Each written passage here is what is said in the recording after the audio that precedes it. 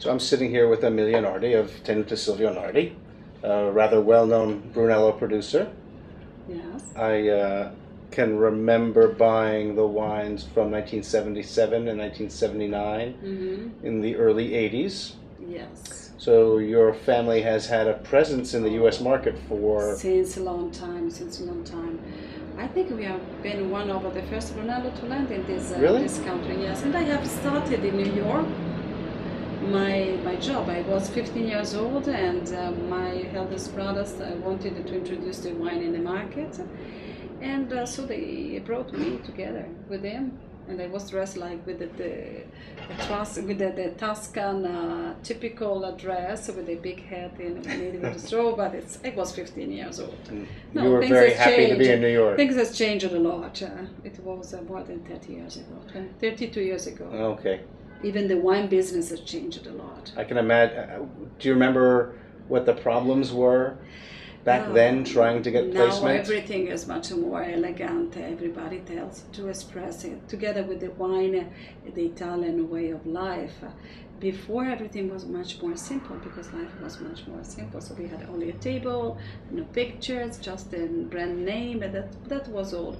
Was it when the Italian wine started to be important into the American market? But it's good. So you were wearing hats back then, but you took a more active role in the winery beginning in 1985? Yes, because I am an Italian. I come from a very typical Italian family. We are 8 brothers. We are 4 brothers and 4 sisters. Wow. I am the younger of them, and my family has other business too. We are farmers since upon the time. Wine was our probably second or third business. And so when I finished my school, my high school, and my father told, do you want to go to university or do you want to work? And I was just taking the decision to work, and so he sent me to the farms, to this winery. Everything had to be really redone. A revolution was necessary. I was only 19 years old.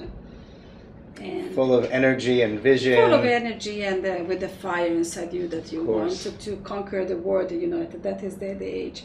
And slowly I've started to do the payroll, to do the invoices, and I have created the business, if you want. I had the vineyard, we had a good possibility to make great wine because we were in Montalcino, but this winery was not so well managed. And so I started slowly, and I've created the brand of Tenuta Silvio Nardi. So what were the big changes that you undertook that have yielded the style of wine you make today? I think that every day you need to change, to adapt yourself, your business to the new world, to the current moment.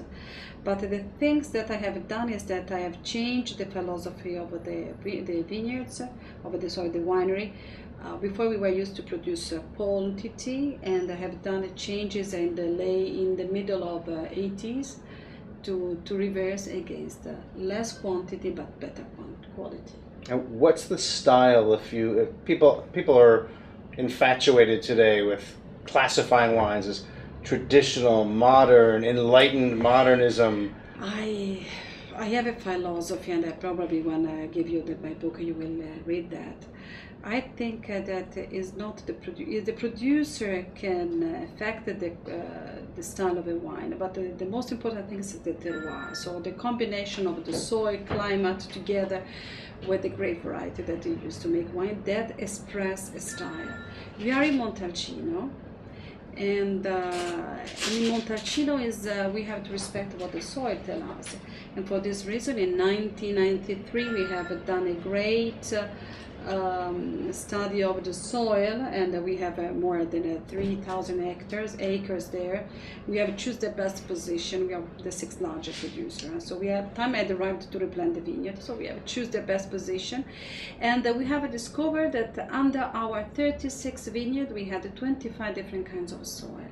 We work with Sangiovese Grosso, which is a very sensitive grape to the soil and even to the climate.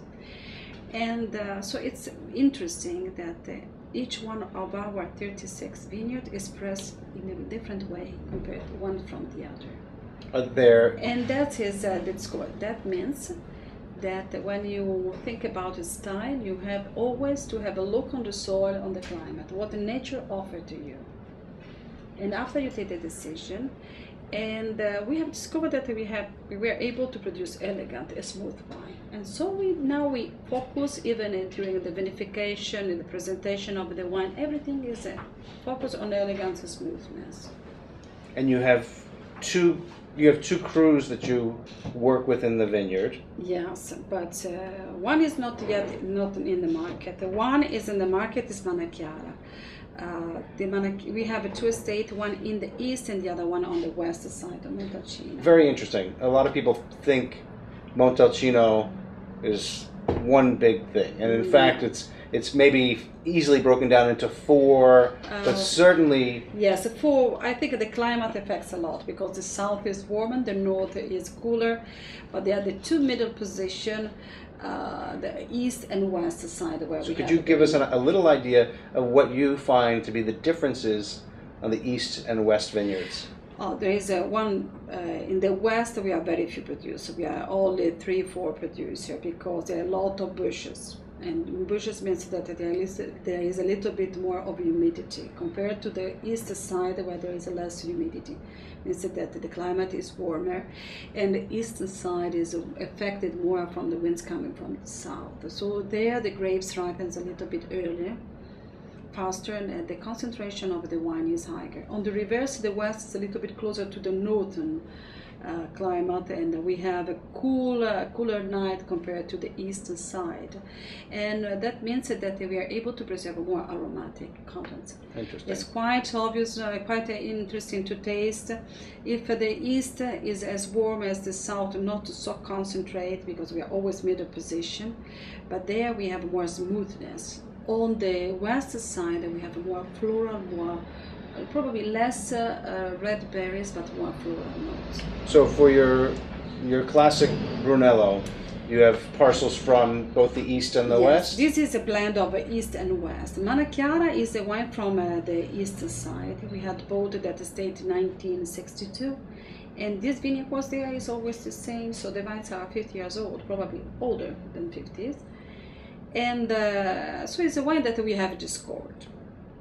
But as I've told you before, I always try to give a modern interpretation to what I do, to add always, each year so you have to add something.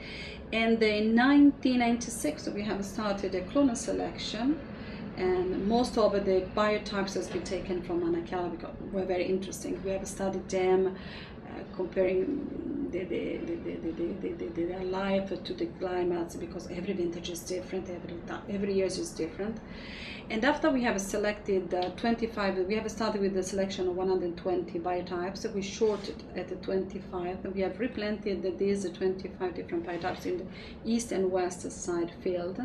We have two interesting vineyards. They are offering great wine, and the field from the west is so interesting that we have taken the decision to offer in the future a single vineyard from the west. So Manachiara is a wine that we have discovered, and the west wine is a wine that we have invented. But there is another interesting thing. Okay. Manachiara means bright morning, and so bright morning means that they face the sunrise.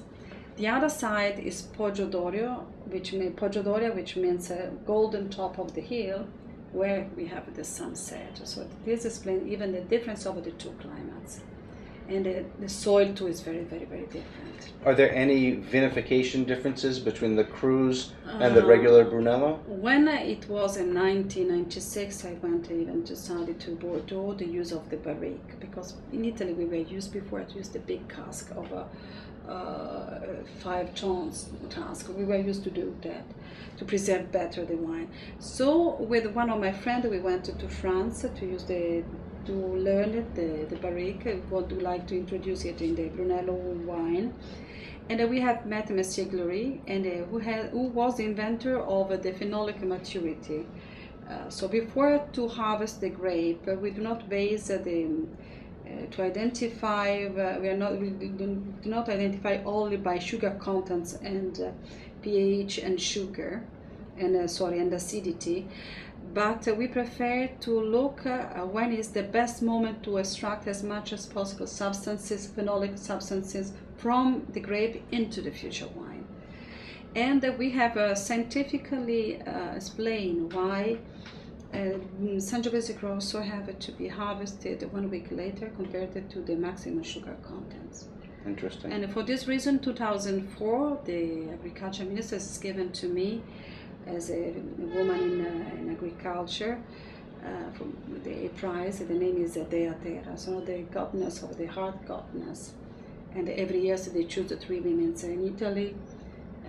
Women who bring something new in the business or in the agriculture side. And so we have to wait a little bit longer compared to the sugar, maximum sugar content, to achieve smoothness. My wines are known to be very smooth, and at the same time we extract the perfect things. So, and just to give answering to your question, for each one of our 36 vineyards, we do the phenolic maturity test, which started from the end of August to the moment of the harvest. Normally it's a four test, and it's more a physical test than it is a physical and chemical test, but it's quite important because we want to offer to the market the best products.